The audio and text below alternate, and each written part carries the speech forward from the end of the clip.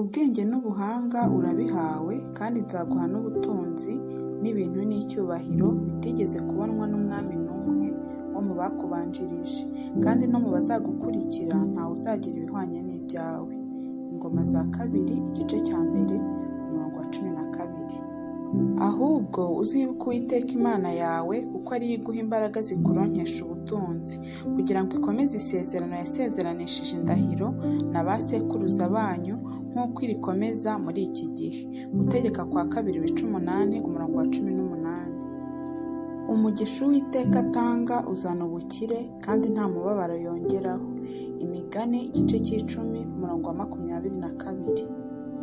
Kandi Imana yanjye izabamara ubukene bwanyu bwose, nk'uko ubutunzi bw'ubwiza bwayo buri muri Kristo Yesu. Abafilipi, ibice 4, umurongo wa 19.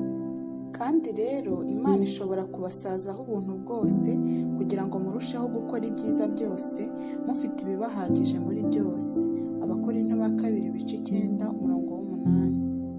Shebuja aramubwira ati, nuko mugaragu mwiza ukiranuka, wakiranutse mu bike, nzakwegurira byinshi. Injira mu munezero wa shobuja. Matayo, ibice 25, umurongo wa 21. Wubahishe Uwiteka ubutunzi bwawe n'umuganura w'ibyo wunguka byose, nibwo ibigega byawe bizuzuzwa, kandi imivure yawe izasendera imitobe. Imigani, ibice 3, umurongo w'9 n'uw'10. Ntimukagire ingeso zo gukunda impiya, ahubwo mujye munyurwa n'ibyo mufite, kuko ubwayo yavuze iti, sinzagusiga na hato, kandi ntabwo nzaguhana na hato. Abaheburayo, ibice 13, umurongo wa 5. Ubutunzi bw'amahugu buzagabanuka, ariko urundarunda ibintu avunika azunguka. Imigani, ibice 13, umurongo wa 11.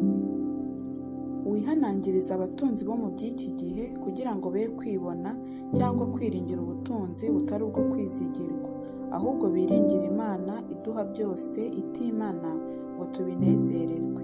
Timoteyo wa mbere, ibice 6, umurongo wa 17.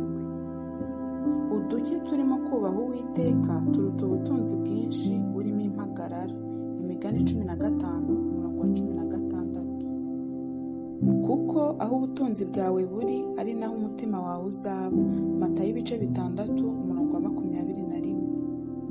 Ubutunzi n'ubukire biri mu rugo rwe, gukiranuka kwe guhoraho iteka ryose. Zaburi 112, umurongo wa 3. Nzaguha ubutunzi buri mu mwijima n'ibintu bihishwe ahantu hiherereye, kugira ngo umenye ko ari njye Uwiteka uguhamagara mu izina ryawe, ari njyewe Mana ya Isirayeli. Yesaya, ibice 45, umurongo wa 3. Mu kuboko kwabwo kw'iburyo bufite kurama, no mu kw'imoso bufite ubutunzi n'icyubahiro.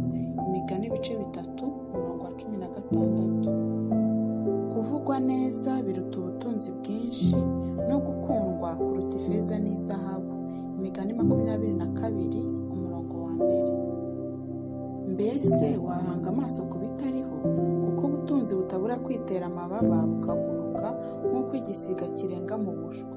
Imigani 23, umurongo wa 5. Ubukire n'icyubahiro biri iwanjye, kandi n'ubutunzi buhoraho no gukiranuka nabyo. Imigani, ibice 8, umurongo wa 18. Ntimukibikire ubutunzi mu isi, aho inyenzi n'ingese ziburya, kandi abajura bacukura bakabwiba. Matayo, ibice 6, umurongo wa 19. Mbega uburyo ubutunzi n'ubwenge n'ubumenyi by'Imana bitagira akagero! Imigambi yayo ntihishurika, n'inzira zayo ntizirondoreka.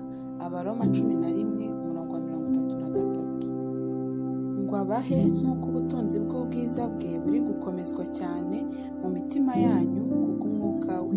Abefeso, ibice 3, umurongo wa 16. Ngo amaso y'imitima yanyu abone uko ahweza, mumenye ibyo mwiringizwa n'iyabahamagaye, mumenye n'ubutunzi bw'ubwiza bw'ibyizaraga bera. Abefeso, igice cya mbere, umurongo wa 18. Iyo ibintu bigwiriye, ababirya nabo baragwira. Nyirabyo aba yungutse iki kitari ukubirebesha amaso gusa? Umubwiriza, ibice 5, umurongo w'10.